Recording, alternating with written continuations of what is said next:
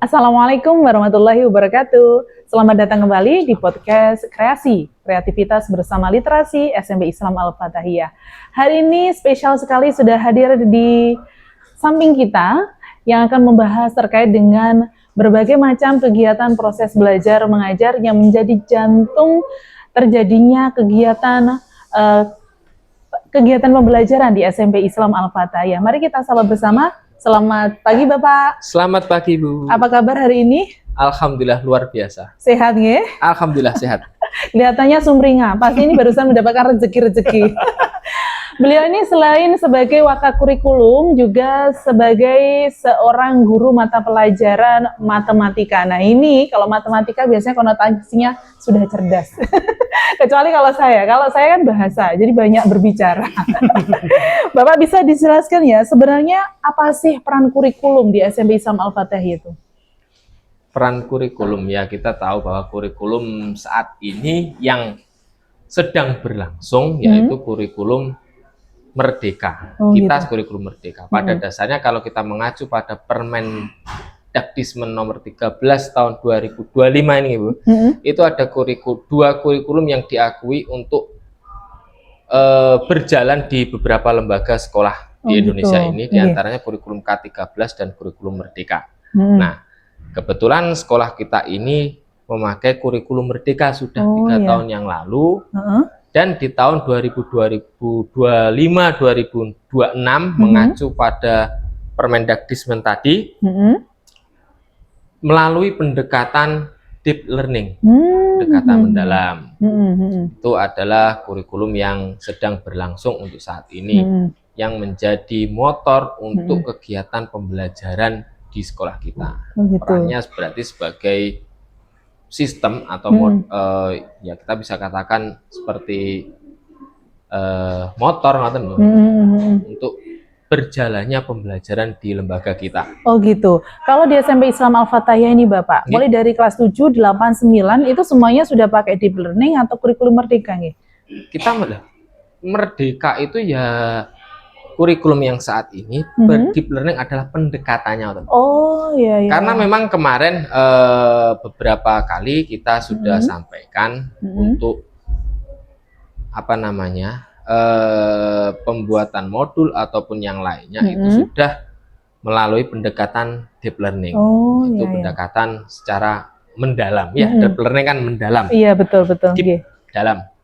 Terus bagaimana kegiatan Bapak Ibu Guru dalam mempersiapkan pembelajaran? Kemungkinan ini ya, kalau kita dengar keluh kesah Bapak Ibu Guru, setiap penggantian menteri itu pasti ada sebenarnya kalau kita telaah sebenarnya sama gitu, cuman beda namanya saja. Bagaimana jenengan nanti mempersiapkan Bapak Ibu Guru agar tidak shock, tidak kaget dengan ganti-ganti nama kurikulum itu tadi? Ya.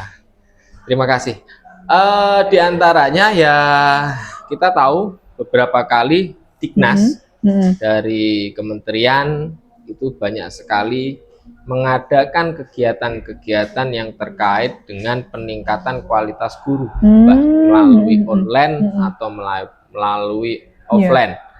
Yang melalui online biasanya Bapak Ibu Guru selalu saya arahkan untuk melalui kemarin PMM kalau yang lama, kalau yang sekarang itu ruang guru atau ruang GTK.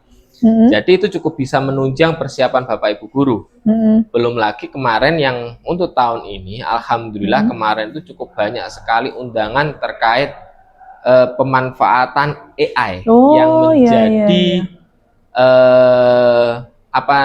mungkin bisa dikatakan menjadi perbedaannya di kurikulum-kurikulum Merdeka sebelum era 2025-2026 ini. Oh gitu, jadi bisa membantu gitu ya? Bisa membantu. Tapi pemanfaatnya perlu ada program sehingga Bapak Ibu Guru nanti bisa lebih cepat beradaptasi.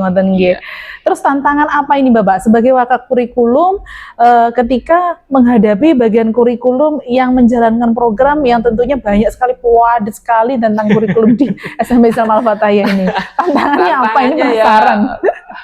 Kalau kita melihat keadaan di sini bukan sebagai tantangan sih, lebih tepatnya mungkin ya bisa saja dikatakan tantangan, tapi bukan menjadi alasan untuk kita tidak berbenah, ngoten. Iya, iya. Bahkan tantangan itu kalau bisa kan harus kita lawan, di antara ya Betul. pemanfaatan. Kita tahu bahwa sekolah kita akan terus berusaha memenuhi kebutuhan Bapak Ibu guru.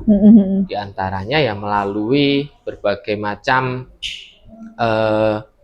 bahan praktikum yang dimana sering kita jumpai ketika pembelajaran IPA ataupun IPS, ataupun bahkan yang terakhir itu kemarin ada yang bahasa Jawa itu menggunakan media wayang. Oh begitu ya. Jadi cukup bisa apa namanya melawan tantangan, karena memang di sekolah kita berbasis pondok yang dimana untuk anak sendiri tidak membawa gadget. Oh iya, iya. Memang tidak ada ya? Tidak ada gadget sama sekali untuk anak, untuk HP. Jadi bisa kita apa namanya, kita arahkan ke hal-hal yang lain yang cukup bisa membuat siswa itu tertarik tanpa harus monoton di dalam kelas. Oh begitu ya. Jadi kita tantangannya lebih kreatif gitu ya? Ya betul.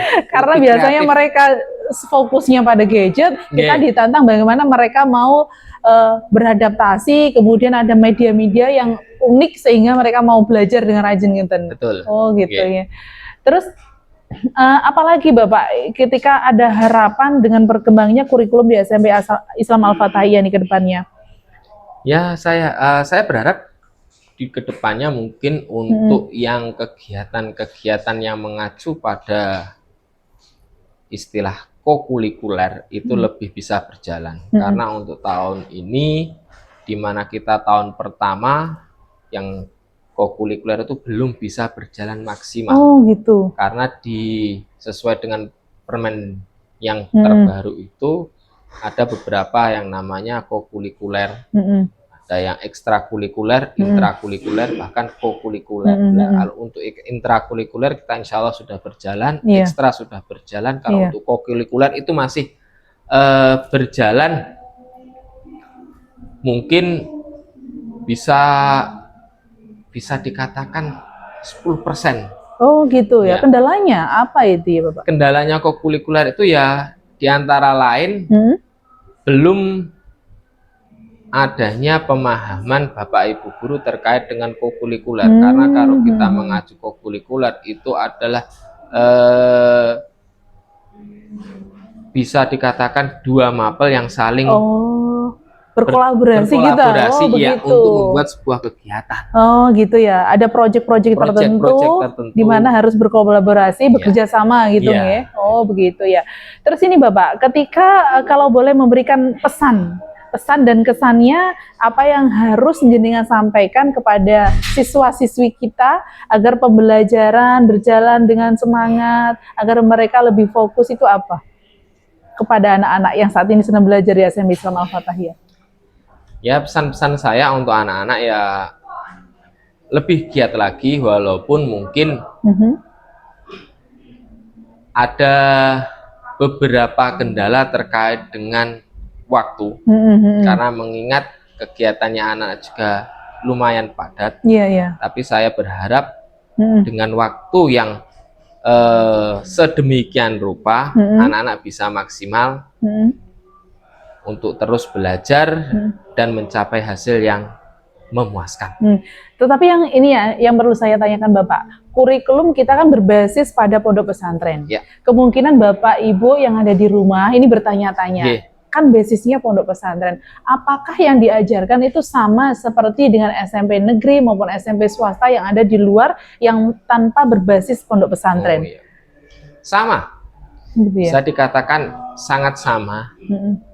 Karena kita mengacu pada kurikulum yang sama dengan pembelajaran yang sama. Mungkin yang membedakan ya kita mempunyai nilai plus di pendidikan pondok atau di pendidikan agama. Yang saya sering tekankan ke anak-anak itu adalah kita tidak pernah tahu masa depan nanti akan sukses atau tidak. Tapi harapan untuk menjadi sukses, peluang untuk menjadi sukses itu bisa lebih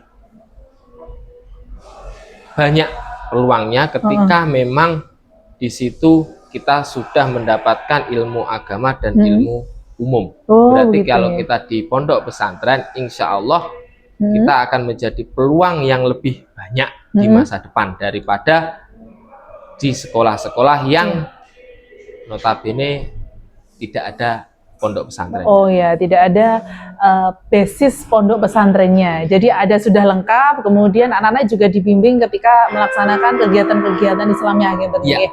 Bapak, apa 3 kata untuk guru-guru di SMP Islam Al-Fatahiyah? Inovatif, Oke. kreatif, dan sabar. Waduh. Mengingat inovasi ya kita yang butuhkan supaya anak tidak inovasi dan kreasi yang tidak nopo nggih, yang menjadi tantangan tadi. Selanjutnya ya sabar dengan keadaan anak-anak. Iya, memang kita umurnya berbeda dengan anak-anak. Iya. Jadi kita harus mengikuti style Gen Z yang zamannya saat ini. juga beda. Iya. Bagaimana kita bisa menjadi teman mereka sekaligus fasilitator mereka ketika belajar. Okay? Baik, 3 kata sudah mewakili kita agar lebih sabar. Yang pastinya harus sabar, okay? Karena dengan inovatif, kreatif, dan sabar kita bisa mendidik seluruh siswa-siswi kita tidak hanya sebagai peserta didik, tetapi seperti anak kita sendiri, gitu ya. Jadi kita harus ikhlas sepenuhnya. Baik, terima kasih Bapak Alvan. Pada Ibu Sadari ini sudah hadir berbagai cerita dengan tantangan dan juga inovasi-inovasinya di kurikulum SMP Islam Al-Fatahiyah. Terima kasih juga kepada Sobat Kreasi yang sudah menonton episode kali ini. Sampai ketemu di lain kesempatan. Salam kreasi, kreativitas bersama SMP Islam Al-Fatahiyah. Wassalamualaikum warahmatullahi wabarakatuh. Waalaikumsalam.